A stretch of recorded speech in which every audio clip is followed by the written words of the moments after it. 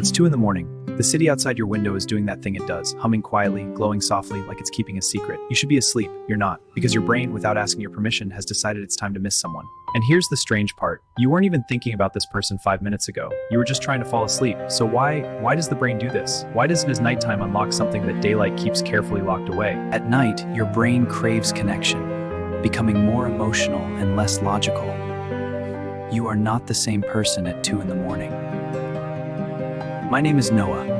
I'm 22, and I've had more sleepless nights than I can count. Lying in the dark, heart inexplicably full, mind replaying voices and faces. Here's the first piece of the puzzle. During the day, your prefrontal cortex is for sleep, but at night, it keeps your feelings organized and manageable. Have you noticed problems feel bigger at night? That's your prefrontal cortex handing control to the limbic system, the emotional, deeply social part of your brain.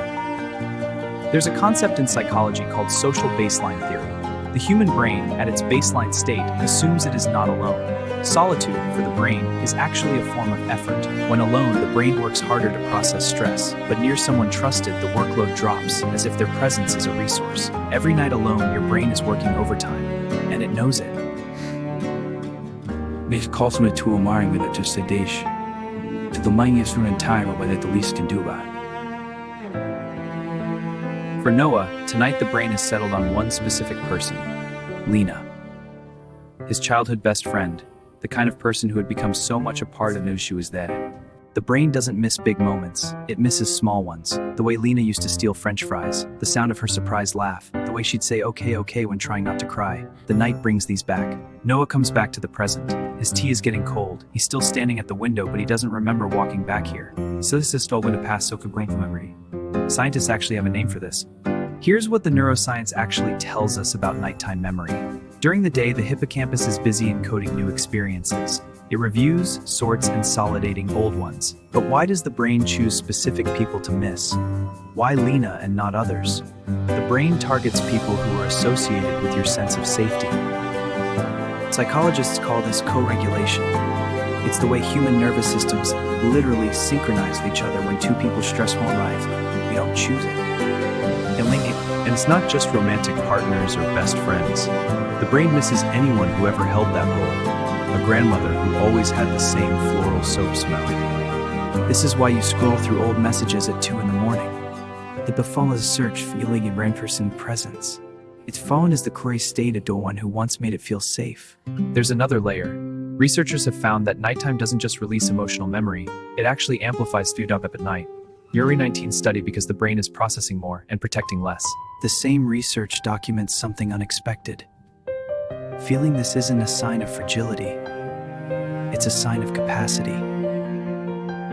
Think about the reverse. Think about the people in your life you never really miss. The acquaintances who drift away without leaving a mark. The connections that simply end. This one mattered. This one changed something in me that isn't gone just because they are. Let's talk about what actually happens in the body when you miss someone. When your brain activates the memory of a person you're emotionally close to, it releases a soul about as if they were. This is why you almost text them. At 2 in the morning, your brain is reaching for someone. Your hippocampus runs old memories like a playlist, and your impulse control is half asleep. The compulsion to reach out isn't irrational, and sometimes you don't send it. You write it, and you delete it, because somewhere under our we're seeing with full words, not just as a ghost message from the night. Where emotional quality of the missions to shift. First a blends, it just seems a bit wider. Something that almost feels like being accompanied. Here's the twist. The nighttime longing isn't a malfunction. It is the brain rehearsing connection, keeping your emotional bonds alive. It is proof that connection is the most human thing we do. Researchers found that missing someone strengthens the neural pathways of that relationship. By missing Lena tonight, Noah's brain wasn't wallowing. It was doing relationship upkeep for a bond that still had value. Let me say that again, in different words, because I really need you to hear this. When you lie awake missing someone, when your chest aches for a person who isn't there, your brain is not broken. And then Noah did something he hadn't done in 6 months. He picked up his phone. He opened a message to Lena. And this time, he didn't write something long. His phone buzzed at 2:47 in the morning. He almost didn't look, but he did. And on the screen, from Lena, "I was literally just thinking about you too." This is not magic, it's neuroscience. Strong bonds create synchronized thinking. Your brain and theirs reach for each other across the dark. Here is the part of this story that genuinely broke me open, in the best possible way. The psychologist Matthew Lieberman, odds not focused on any dozen in its ideal state. Let that land. Your brain's default is to connect with others. Solitude isn't its home, other people are. The night reveals this truth. So what do you do on the nights when your brain won't let you sleep? First, let it. Don't fight the feeling. Second, write it down, just to give the feeling a container. And if it matters, 4 words is enough. The night is not your enemy. It shows you who truly matters. Their vivid presence in these quiet hours is proof of a life well connected.